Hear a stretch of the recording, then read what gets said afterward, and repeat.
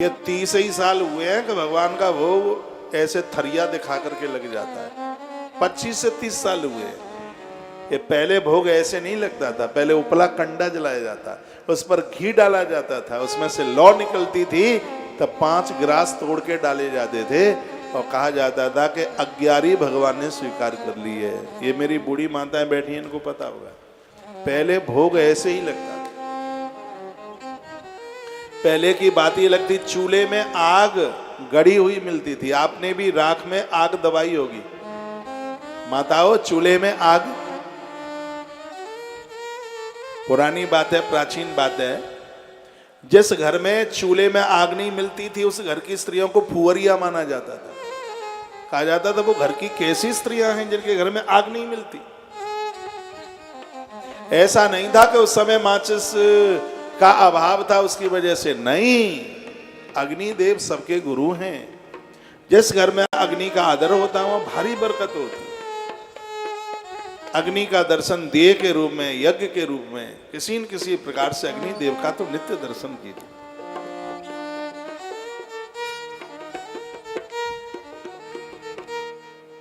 अग्नि देवता के भक्त बनिए। हम लोग बड़े भाग्यशाली हैं कि 365 दिन सुबह ही सुबह अग्निदेव का दर्शन इसलिए होता है क्योंकि हम 365 दिन यज्ञ करते हैं, हवन करते हैं, अग्नि उतरी। मैं तो कहूंगा आप चूल्हा भी जलाते हो तो एक बार अग्निदेव को प्रणाम करो।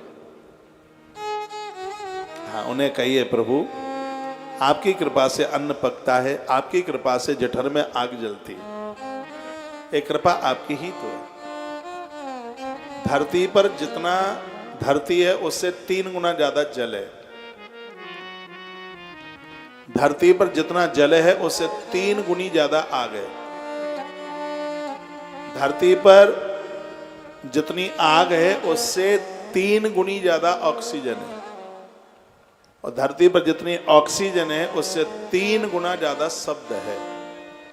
ऐसी धरती की कोई चीज नहीं है जिसमें से शब्द की झंकार ना आवे। दीवार गिरेगी तो उसमें से आवाज आएगी, हवा चलेगी तो उसमें से आवाज आएगी, आग जलेगी तो उसमें से भी आवाज आएगी। सबसे ज्यादा शब्द है और ग्रंथों में शब्द है, इसलिए शब्द के पुजारी बनिए। शब्द वही ब्रह्म, शब्द ईश्वर का रूप है। गालियां मुंह से मत दीजिए, नहीं तो शब्द ब्रह्म का अपमान हो जाएगा। अग्निदेव प्रकट हो तो शब्द बोलिए स्तुति के रूप में।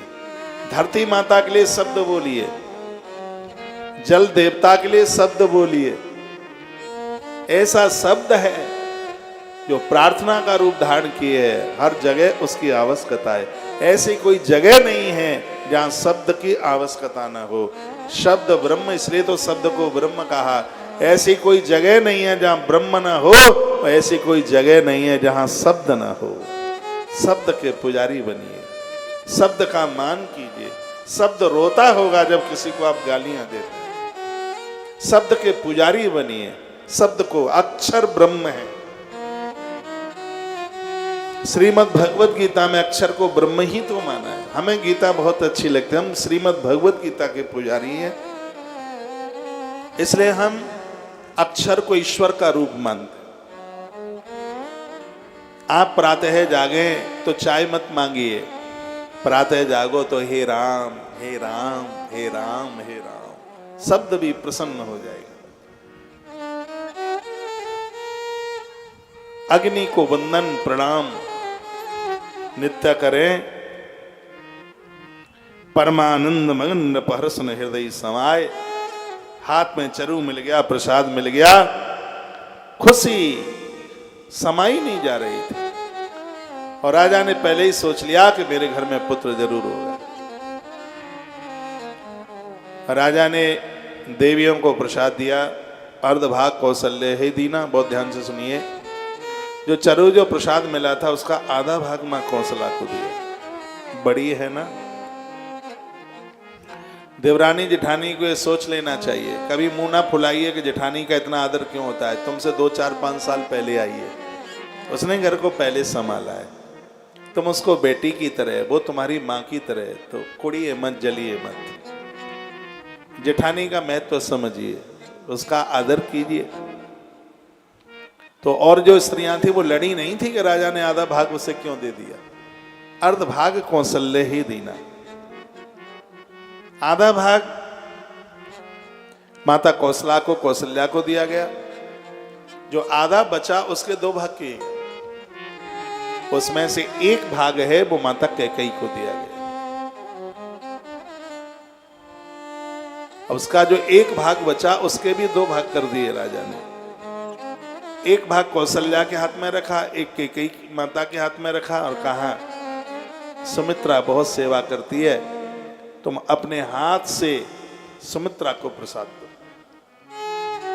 कौशल्या माता ने प्रसाद दिया, कैकेयी माता ने प्रसाद दिया। कौशल्या रो पड़ी, कहने लगी हे मां, आपने प्रसाद दिया, यदि उससे बेटा मुझे होता है तो तुम्हारे बेटे की सेवा में लगा दूंगी।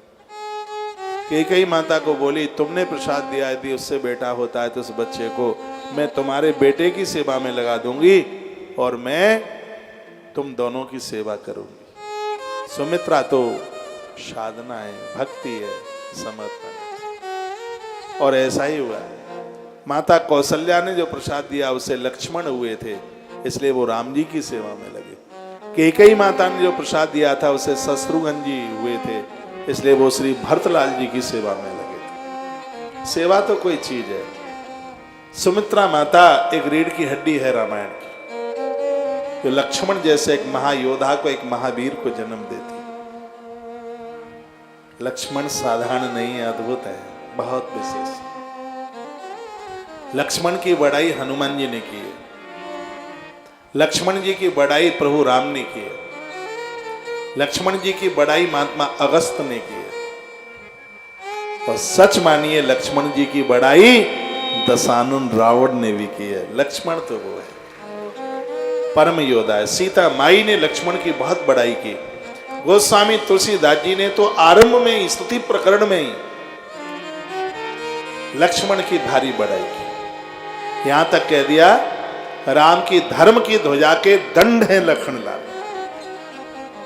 और झंडा उसी का ऊंचा होता है जिसका डंडा ऊंचा होता है। लक्ष्मण धर्म के दंड है। लक्ष्मी माता सुमित्रा बहुत समर्पित भाव रखने वाली देवी है।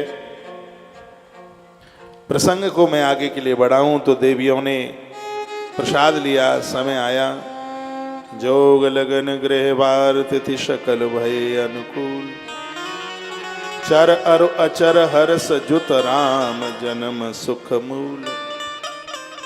आज वो दिव्य योग बना, ग्रह अनुकूल थे सब, वार भी बड़ा अद्भुत था, तिथि भी बड़ी सुंदर थी। योग लगन ग्रह वार तिथि सब अनुकूल हो गए। सीधी सी बात है, भक्ति का योग जिस दिन बन जाएगा उसी दिन भगवान चल के आ जाएंगे। ईश्वर से लगन लग जाएगी तो भगवान आ जाएंगे।